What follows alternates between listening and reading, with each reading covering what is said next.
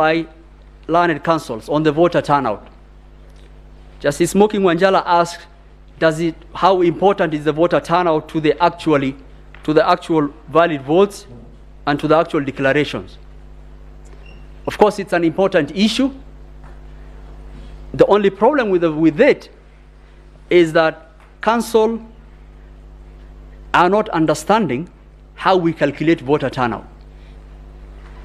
And I want to explain to the court how voter turnout calculation is done using the kits. Pursuant to the Maina Kiai case, the court was very emphatic that elections must be conducted at the polling stations. And pursuant to that, voter turnout reporting is done per polling station. So how do we do it? When the polling station opens and Kenyans are voting, depending on the network access of the kits will be sending us information every 2 hours. The kit will be telling us 200 people has passed by this kit in this polling station, and that information will be collated until the end of polling day. So 2 things to note here. The first one is that the reporting is done per KIMS, per polling station of the reporting KIMS. So for example, on the 9th August 2022, when the polls closed, the Iebc gave a turnout figure of 56.1679%, which is the percentage turnout. That correlated to the total number of registered voters in those schemes, in those polling stations. The problem that the petitioners are having, they are saying this 56.1679% you announced must be of the total people in the register, which is 22,140,258. 120,258. We don't do that. We report per KIM. So if 200 people reported in that KIM and the number of registered voters is 600, we say 200 of 600 voters. We add the next KIM, 300 people have reported, we say 300 over 600 voters. The next KIM, 400 KIMs have reported, 400 over 600. We keep on aggregating until we see how many KIMs have reported of those polling stations. Why do we do that? Because of 2 reasons. The first one is, which is in the affidavit of Hussein Marjan and the affidavit of the chairman, because of network issues in some places, far-flung places in Kenya, some of those KIMs will report late. Some of those KIMs will report much later. So if we did a number over the total number of registered voters, we'll be giving a false turnout. So the turnout we give is based on the aggregated voters of the reporting station in that KIM. So if you took when we announced, the 56.1679% is based on the total registered voters in those stations who have reported in those KIMs, which was 21,481,642. Your Ladyship, you'll realize this is much lower than the total number of registered voters. And we'll keep on accumulating. KIMs will keep on reporting. 235 polling stations went manual. We will have to later on aggregate the 235 polling stations which went manual. Then we come with a total voter turnout.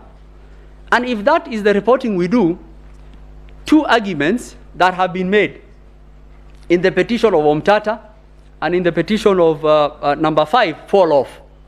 The first one is, their contention is that the chairman announced a turnout on 10th August 2022. That is the third line, Your Ladyship and members of the court, announced a turnout of 65.4%. What we have indicated is 64.6%. Your Ladyship, I will pause there to just inform the court that the chairman clarified that statement. The recording is in the affidavit of the chairman. And the actual clarification the chairman gave, he said that the total reporting polling stations, and if you hear his statement, it will give some clarification. We never say the total number of registered voters, because we will have that information when our manual count and everything has reported. We say total number of polling stations reporting. So in those schemes. So they're saying 64.6% must be of the total registered voters. That is their contention. That is their voter turnout. That is not the voter turnout of Iebc. The voter turnout as a percentage was, at that point, 64.6%. The number of reporting schemes were 21,926,565. You will notice from this number, there are some polling schemes which haven't reported. As they go to the constituency tallying center, those schemes will report. You will also notice that we haven't included the manual count to give us a total figure of the total voters who will have registered, who will have reported. On 10 August, when all the schemes returns have come from all the polling stations, the number of persons identified, that is the last number on the table, 14,239,862. As against the total registered voters in those stations which reuse the schemes, 22,005,541, giving a turnout of 64.7103. You notice, Your Ladyship, we haven't included the manual count. So that is all schemes in all polling stations. What remains now? Manual count. And this is important. I will pause there. We were very deliberate in trying to help the court in be able to identify and actually provide an audit process for the contesting parties' allegations. In the affidavit of Michael Ouma, we have attached 7 volumes of the schemes returns for every polling stations in the Republic. Why is that important for the petitioners and the court? That is the first audit trail process. How is it at the first audit trail process of? We've provided the schemes returns per polling stations in the Republic. We've also provided the certified copy of the 30A. So if anyone wanted to look at how many people pass in that polling station, you will look at your schemes return, you will look at your 34A. And if there is any inconsistencies between the schemes return and the 34A provided to the court, then question can be asked to our client. So in providing an audit trail process, the first way of providing an audit, which is both manual and electronic, is the schemes return provided in the affidavit of Michael Ouma in 7 volumes, as against the certified copy of 34A we provided as per the regulations of this court. So we provided that. And if you look at those schemes returns, they will correspond with this. They are from 45,994 polling stations. The number of identified by schemes, 14,229,862. The total number of registered voters, 22,005,591. And the percentage is as indicated.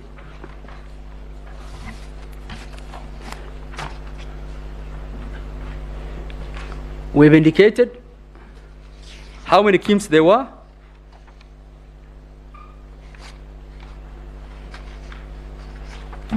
And I just want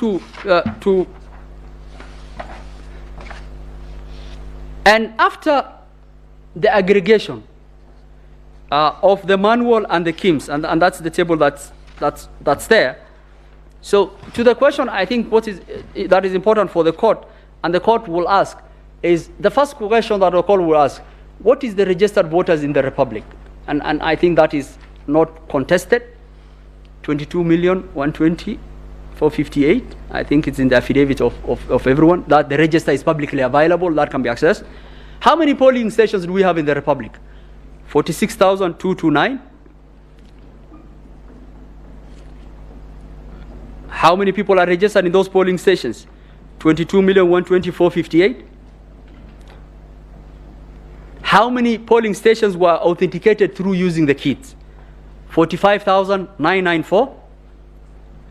How many registered voters are those in those polling stations? 14,000,000 239, 862. What are the registered voters in those polling stations authenticated through the kits? 22,005,591. What are the polling stations that were not authenticated through the kits? 235, out of which 6 polling stations, 3 in Eldas and 3 in Quisero, there was violence. And no voting took place, in fact, at the time of that. And so how many polling stations went manual? Using complementary system, 229. What are the number of voters authenticated through the complementary manual system? 86,889. What are the registered voters in those 235 polling stations? 114,917. Why are these numbers important? They are important for audit trail. First, we have provided the KIMS returns to the court, which can be compared as against. Secondly, 99.9914% of Kenyans were authenticated through the KIMS. Less than 0.001 Kenyans were authenticated through a complementary mechanism.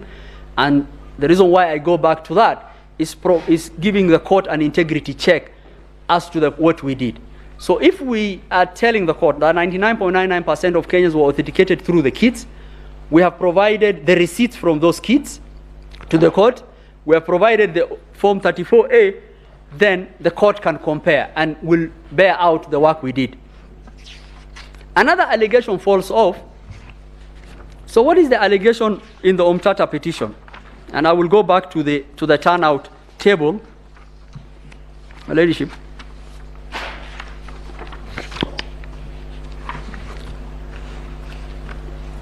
They are saying that the turnout announced by the chairman on 10th August 2022 must be over the total registered voters. That is where the mysterious 140,000 is coming from. So they are saying the 64.60 must be from the 22,124,058. We are telling them that is not how we calculate our turnout. It was very easy to confirm with us and ask us how you do it. We're telling them that number is out of 21,926,565. We could not do it over the registered voters because some stations went manual, some KIMS had not reported. How will we give a number over a total in which we don't know the status of some of those stations? Because the returns have to come for us to be able to give that. So they're saying 64.6 over the total voter turnout will give you 140,000. Iebc has not accounted for 140,000 voters. It's a lie. I think they are wrong on the maths, and they are wrong on the substance, and they are wrong on the substratum of how we are calculating that.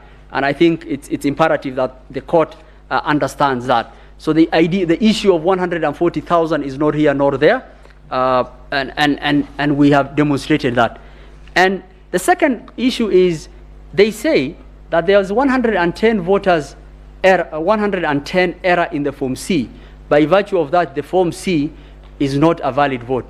We have acknowledged that error. It's a data entry error in 2 stations in Kilifi and 1 station in West Pokot. It is the error form for the C is attached to the chairman's affidavit of 110. The Form C is a collation of 46,229 polling stations, and there is an error of 110 in which we have explained the data entry. I think that is not something that is material to the Form C for the court to say that a Form C is invalid because of an error which you have acknowledged. Your Ladyship, we also want to confirm to the court, we have done an error report for each and every polling